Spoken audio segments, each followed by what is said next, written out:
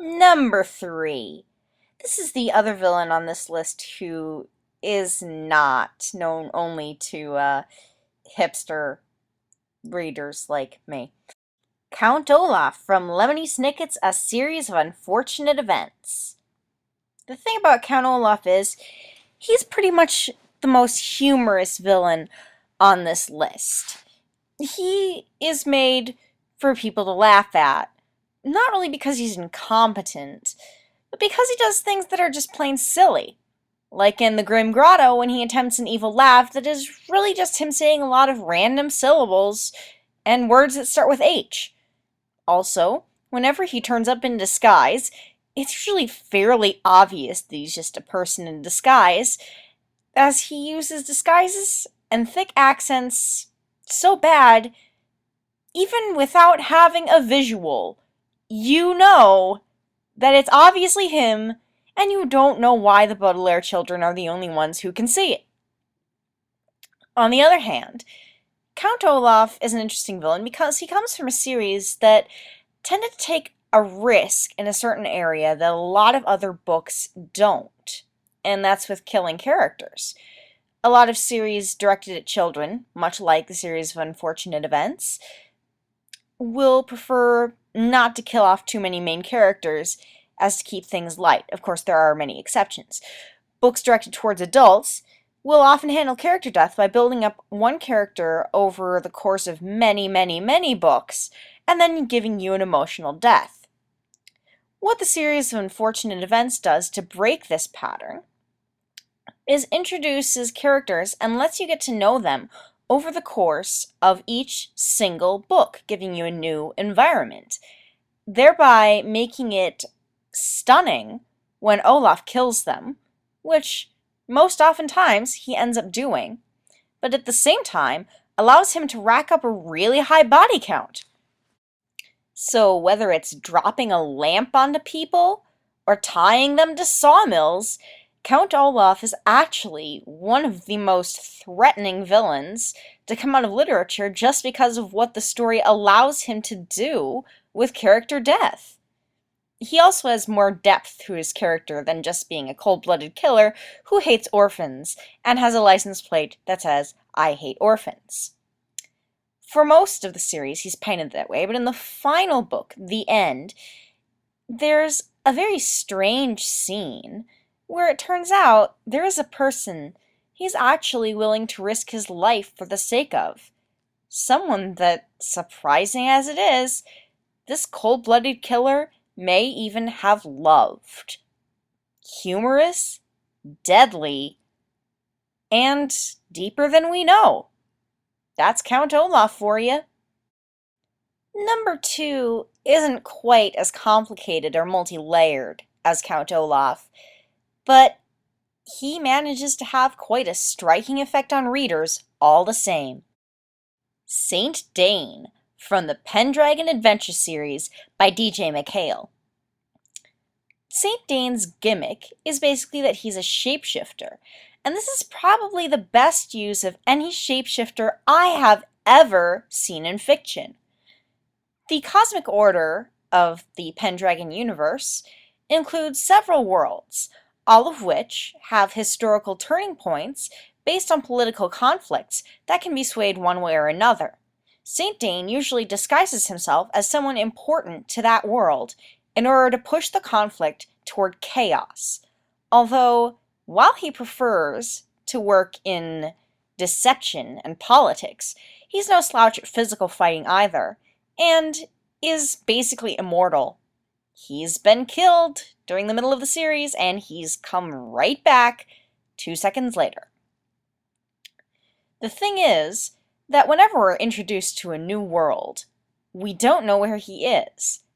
We know he could be anyone, and so does the protagonist, Bobby Pendragon, and any sidekicks that may be with him that day.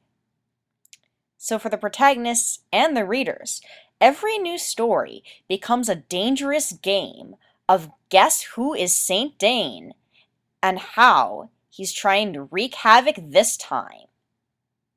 And whenever the result is revealed, it's usually always a surprise to both the readers and the protagonists, leaving a profound effect. We've talked about a lot of villains today. Complex, comedic, intimidating, chilling, and most from pretty obscure hipster books. I apologize. Now, the question remains, who is my number one literary villain? My favorite. One of my favorite villains ever. Now, thanks to the author's cleverness, I don't actually want to put up the cover of the book for the last one. There is official art that you need to see in order to get the full effect of number one, Christopher Carrion from the Avarat series by Clive Barker. Now, admittedly, I haven't gotten to Absolute Midnight yet, so perhaps I shouldn't talk. All I know is what I've seen from Carrion in the first two books makes me absolutely love him, and one of the things I'm looking forward to in Absolute Midnight is getting to see what, if anything, is done with him next. First of all, he has a wicked awesome design, as you can see here. But one thing in particular to note is that this fluid-filled collar he's wearing is where he contains his nightmares, which is what he uses as a primary weapon. He fuels them out of his own head and uses them as torture devices on other people. And this has actually been shown that his nightmares are so horrible, experiencing them can kill. Carrion is intimidating in a lot of ways like that. He's the Lord of Midnight on the archipelago of the Avarat, and everything he does, well, almost everything, is centered around darkness, evil, and hurting others, just for the sake of it. There's a little aside about how he started a feud between two brothers who used to be friends just so he could watch them kill each other. There's even a point, and I won't spoil it who it is, but we have a henchman of his who we get to know over the course of the story and who we get quite attached to that he just kills off because he's feeling like it. That is Christopher Carrion. Well, for the most part. He's actually multi-layered. He doesn't play the trope straight of love makes you evil. He had the seeds of evil within him before incidents ever happened. But at the same time, he has a background and a bit of emotional depth. He fell in love with someone who turns out to be a prominent character in the backstory of the Avarat, and he was willing to put aside all his evil ways in order to be with this person. But when she spurned him, he went on a murderous rampage and ordered her dead. And she died. We get to see a lot into Carrion's mind and how he thinks about the woman he loved, about how that affects the choices he makes to present-day actions, about his memories, how he connects that to the protagonist he has to face, who has a connection to the woman he loved. And actually, one of the other great things about him is just that we get so much stage time from him. Almost as many chapters of the book series focus on Christopher Carrion as they do on the protagonists. Now, there is a bigger bad in the series, Mater Motley, who kind of orchestrates a lot of his actions and pushes him toward doing what he does.